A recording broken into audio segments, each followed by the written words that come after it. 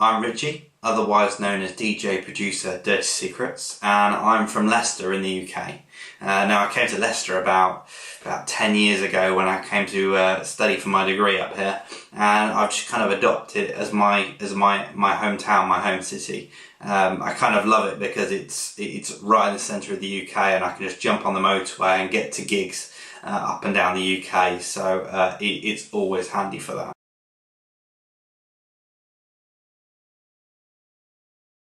As far as my influences, I mean, I've been influenced by so many people over the year.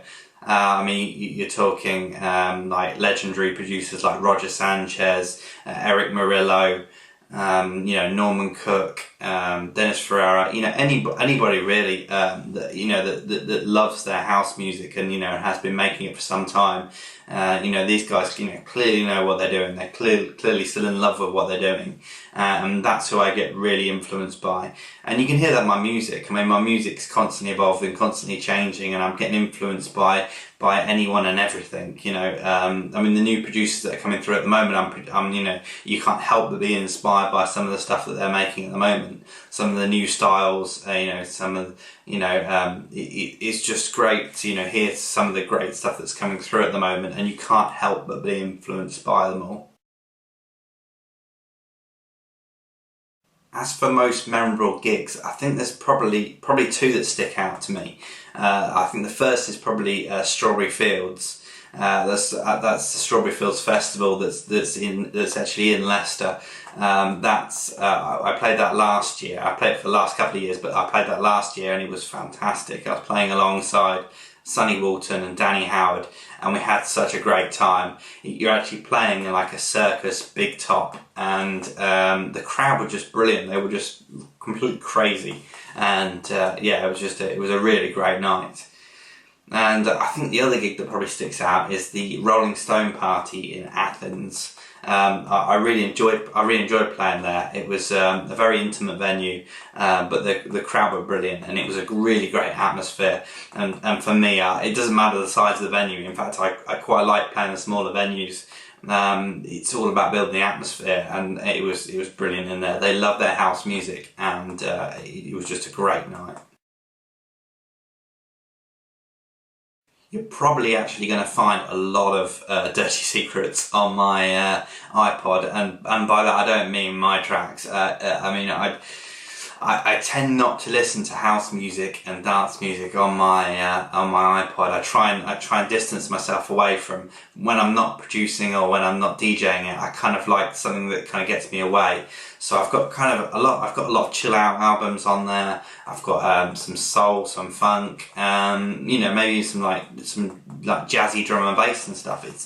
It's all kinds of stuff on my iPod, and generally stuff that I'll listen to that's away from house music, that gives me inspiration or just helps me relax my ears. It's really important to relax, your ears in between studio sessions and DJing, and I think it also helps to exercise them, to kind of listen to other music, how it's produced, and the elements in it, and it's just you just gotta have some kind of escape, so you can't listen to dance music all the time. I really love my hardware and my software. I'm a real kind of gadget kind of nerd, and I've got so many little bits here and there. I'm always picking up stuff, always trying new software, always trying new plugins, and it's I love keeping on top of it. Still, my favourite bit of kit at the moment is my Native Instruments machine. I'm using that all the time. For me, I like playing my grooves in live. I like the pointing and clicking's fine, but I like to kind of feel my music. I like to kind of put it in there in a kind of very kind of live kind of way, and that helps me just kind of put the grooves down quite quickly. As for software, I'm really getting back into using Traktor again in my live sets. I was one of the first to kind of use the laptops and the digital DJing kind of thing, and then I went away from it for a while because I wasn't quite feeling it. And then some of the new stuff they put in Traktor recently, like the remix decks, they're fantastic, and they've really gotten me back into using it again. My current setup is a Novation Twitch. and a Native Instruments Control F1.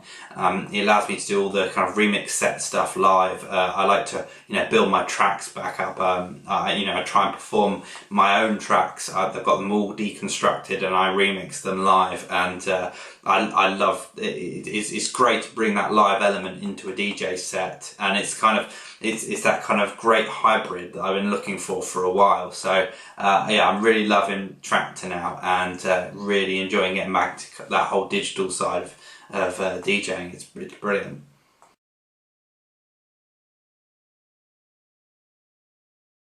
As far as advice goes for getting into the music industry, I think probably as far as producing goes, I'd probably say that it's really hard for somebody who's just starting to produce to actually get into it all. I mean, there's a lot of tutorials online to there's loads, there's more help than there's ever been to help you get into making your own tracks, and it's never been as accessible as it is now.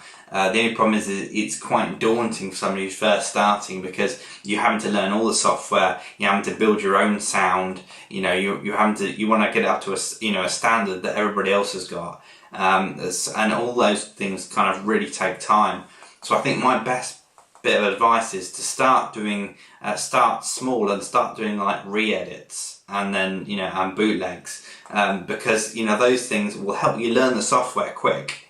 And you're working with other people's tracks, so that they're already kind of pre-mastered. You're just editing them up and making them more unique for your set.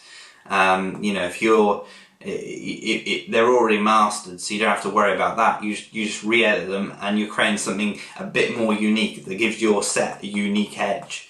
And as you go on, you'll start with the re-edits, and then you'll move into bootlegs and remixes, and you'll start adding more and more original elements as you get more kind of confident with the software. And before long, you'll take the original track that you've been remixing out of it, and you'll realise you've got your own original track there, just sitting there, and you're already there. I think the most important part is the fact that you start small, because if you're just doing a re-edit, you can learn that and you can play that out that night. You get a reward very quickly, and you can instantly use it. And I think that's probably my best bit of advice. Start with re-edits, then move on to bootlegs and remixes. And before long, you'll be making full original tracks that that have got your sound that you've built up over that time. Meanwhile, you've got good stuff that you can play in your sets, which is what you really want if you're a DJ.